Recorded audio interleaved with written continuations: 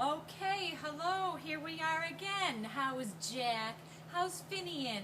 And Joe, my helper. And this is for Ellen. Today I want to talk to Ellen especially. Ellen, being a fashion illustrator is just a fun way to make clothes that you don't have to go out and buy. You can just think about ideas, draw them out, and before you know it, your ideas come to life. But in order to get your picture large enough, the first thing you have to do is create your first designs. And that's why I sent you all those art illustrating pictures. Look how little and messy this one is. This was the first way I started with the figures. I used the legs from one template, the middle body from another template, and a different head, and rolled the crayon over to get my little figure. Once I did that, I photostated it on a bigger sheet of paper so that I could see the little figures and nothing in the background. Then I enlarged it again and again. I enlarged it so big that it went past the head and past the feet. And that's when I was ready to put it on a piece of paper to paint. So here I have the very large pictures that had been photostated on enlarged. And my first drawing, even after I got that far, I changed the style of the dress. I changed the hair. I made some changes. Nothing is perfect. And I painted each girl's skin color a different color so that you could see there are three different people. Look at the eyes.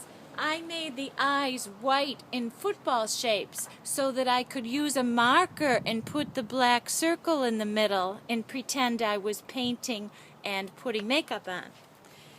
The next step is starting to paint the clothes.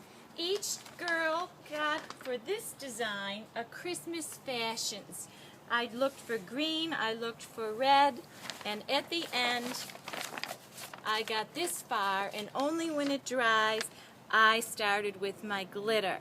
My assistant, Tammy, will hold my picture while I take the glitter and show you how this works. The first thing you do when you get the glitter is take the cover off that's inside. Then you get it ready, and this kind of gets in the way, but you can hold it back. And you have to get it started, and you start by adding a little bit of glitter. And just that. That's enough. Don't go crazy. Don't go filling the whole thing in. Just a touch for dramatic effect. Each one gets a pretty shade. Then you can do dots. You can do lines. You can do little bits. And believe it or not, these will dry and stick to the paper because they're a mixture of glue and glitter. So this is my little Christmas treat to you. The most important thing is to put this away for 2 days for it to dry. My assistant has to hold that. Here's my next treat for the kids. Finian, you gave me such a good idea. You draw such good side views of animals. This is really your idea, Finian. It's a side view of a turtle riding a bicycle between two yellow mountains. Who do you know that likes to draw like that? It's you, Finian. And Joe, I saw you take a dolphin. You took the dolphin and tried to put it in your picture, so you gave me this idea. This has an octopus, this has a lobster, and the 3 dolphins, a school of fish jumping over the water, and little Nemo looking for his father. Joe, do you see these little eyes? These are little wiggle eyes. I got a little carried away with wiggle eyes. See them wiggle? Do they wiggle? Next, Jack.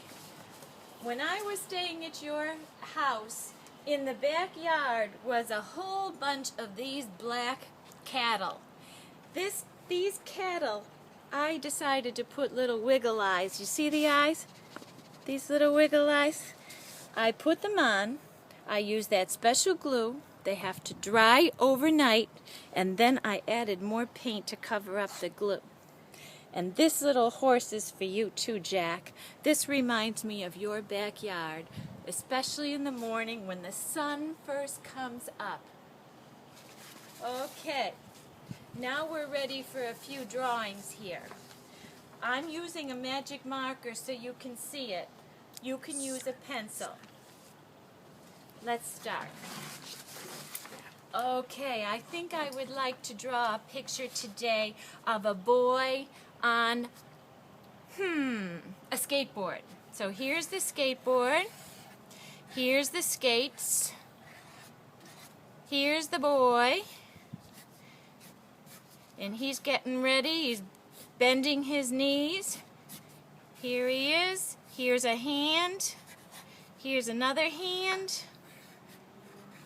I'll leave a space for the neck. And I think this boy will have a baseball hat facing this way. You have to draw large to get the paint to go inside. Try something like this where your picture is as big as your hand. If you can get that big, you can get it painted. If you draw small, you can't get the brush inside. I have included in my little package to you some pictures of children your age who painted pictures. These are halfway done, and that's why I wanted you to see them. Halfway done, not completed, but these are the children I used to teach, and these are some of their pictures. Have a good time, and I'll see you in another week on video. Bye!